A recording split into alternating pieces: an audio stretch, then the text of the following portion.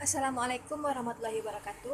Perkenalkan, saya Rahma Fitri dengan NIM 19002076 akan menjelaskan hasil analisis saya, yaitu tentang sejarah perkembangan public relation. Yang pertama adalah public relation merupakan suatu usaha yang dilakukan bahkan direncanakan secara detail dan berkesinambungan untuk menciptakan saling pengertian dan sepemahaman antara lembaga dengan publik dari lembaga tersebut. Awal mula perkembangan ilmu public relation adalah pada abad ke-20 di negara Amerika Serikat. PR lahir pada saat itu karena adanya kemajuan dalam berbagai bidang kehidupan. Adanya revolusi industri di Amerika saat itu dianggap sebagai pemicu timbulnya humas atau public relation. Kalau dikaji lebih dalam lagi, sebenarnya humas ini sudah muncul berabad-abad tahun lalu. Contohnya yaitu pada saat penyambutan yang dilakukan oleh Ratu Balkis terhadap Nabi Sulaiman dengan beragam upacara yang mewah dalam rangka menjaga hubungan baik antara Ratu Balkis dengan Nabi Sulaiman, untuk memunculkan kenyamanan bagi publiknya. Dalam hal ini dapat kita lihat bahwa praktek atau kegiatan PR sudah mulai nampak pada zaman itu.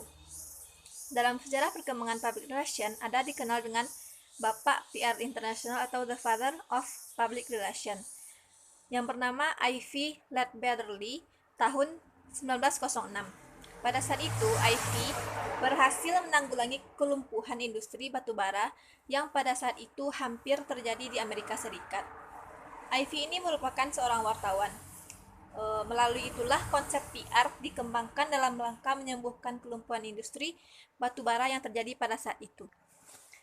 Gagasan dari Ivy adalah The Declaration of Principle, yaitu ada prinsip-prinsip yang dideklarasikan. Prinsip-prinsip PR pada saat itu tidak ditinggalkan, tetapi dipakai dalam manajemen industri pada saat itu. Gagasan Lee pada saat itu menghilangkan anggapan bahwa publik itu tidak diperhitungkan, tidak dianggap sebagai level kedua,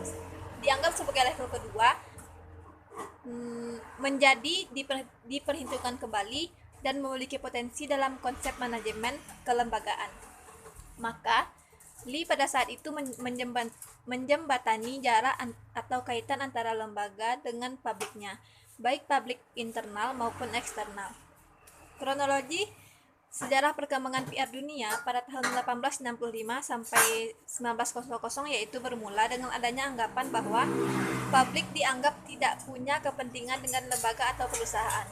Bahkan pada saat itu, publik internal maupun eksternal masih dianggap bodoh karena tidak mempengaruhi apapun terhadap pengambil kebijakan. Pada tahun 1900 sampai 1918, publik mulai diberi informasi dan dilayani pasca terjadinya revolusi industri. Kemudian 1918 sampai 1945, publik mulai diberi pendidikan karena lembaga sudah menganggap publik adalah hal yang penting. Kemudian pada tahun 1925 di Amerika, public relation mulai menjadi perguruan tinggi. Dan pada tahun 1928 di Belanda sudah masuk ke perguruan tinggi, bahkan minimal sudah menjadi fakultas. Dan pada tahun 1945 sampai 1968, publik mulai terbuka, mulai paham, dan mulai banyak mengetahui bahwa PR itu penting dan perlu dipahami. Dimanapun mereka berada, PR merupakan sebagai pijakan untuk mengembangkan lembaga. Kemudian pada tahun 1968 di Belanda, pada saat itu disorot dengan perkembangan PR, yaitu Amerika, Eropa, dan Belanda itu sendiri. Belanda pada saat itu menganggap PR merupakan hal yang sangat penting, dan pada saat itu juga Belanda mengalami perkembangan pesat yang lebih ke arah ilmiah karena melakukan penelitian yang rutin. Dan kondisi Amerika pada saat itu stabil karena Amerika masih menganggap PR sebagai sebatas konsep bisnis. Sedangkan Belanda menganggap PR adalah ilmu yang berguna bagi semua sektor dalam lembaga maupun dalam kehidupan. Kemudian lanjut pada tahun 1968 sampai 1979, publik mulai dikembangkan di berbagai bidang terkait dengan ilmu public relation dan mulai dipakai di seluruh sektor dan mulai memahami betapa pentingnya ilmu atau konsep-konsep dari public relation. pada tahun 1979 sampai 1990, internasional mulai memasuki PR di seluruh sektor sebagai perubahan mental dan kualitas. Selanjutnya, pada tahun 1990 sampai sekarang, terjadi perubahan mental, kualitas, dan pola pikir secara internasional. Public relation berkembang menjadi dibangunnya hubungan secara lokal, nasional, maupun internasional. Melalui pemahaman terhadap perkembangan public relation, setiap orang mulai memahami, baik di bidang manapun, bahwa PR merupakan ilmu yang sangat penting. Di Indonesia, PR mulai dikenal pada tahun 1944 pada saat Alwi Dahlan pada konferensi Humas 1944. Kemudian pada tanggal 18 Agustus 1945, ketika Bung Karno memutuskan menunda sidang PPKI ketika memberikan keterangan melalui pers. Pada saat itu, disinyalir dengan memanfaatkan pers sebagai sumbu keilmuan PR di Indonesia. Dimulai memahami arti pentingnya PR sehingga proses negosiasi yang akan disampaikan oleh Bung Karno ditunda dan tidak disampaikan secara langsung melalui Dewan Pers mengenai pemilihan presiden sebelum Bung Karno dan timnya merumuskan Undang-Undang Dasar 1945. Menurut M. Linggan, sebenarnya PR sudah ada pada zaman Mataram. Sejak Panembahan Senopati mengumumkan bahwa dia dan keturunannya merupakan pasangan dan mendapatkan lindungan dari Ratu Laut Selatan, yaitu Nyi Roro Kidul. Hal ini dibuat untuk menyaingi Adipati Pantai Utara agar lebih bisa mendapatkan restu dari para wali. Hal ini merupakan alasan M. Linggan menganggap PR sudah dipakai pada zaman itu. Selanjutnya pada tahun 1962 dianggap cikal bakal terbentuknya Humas di Indonesia secara resmi melalui Presidium Kabinet Perdana Menteri Juanda.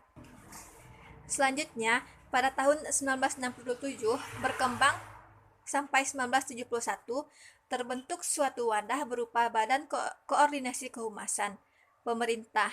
Dan di tahun 1967 juga didirikan koordinasi humas di Departemen atau Lembaga Tinggi Negara yang disingkat dengan Bakor.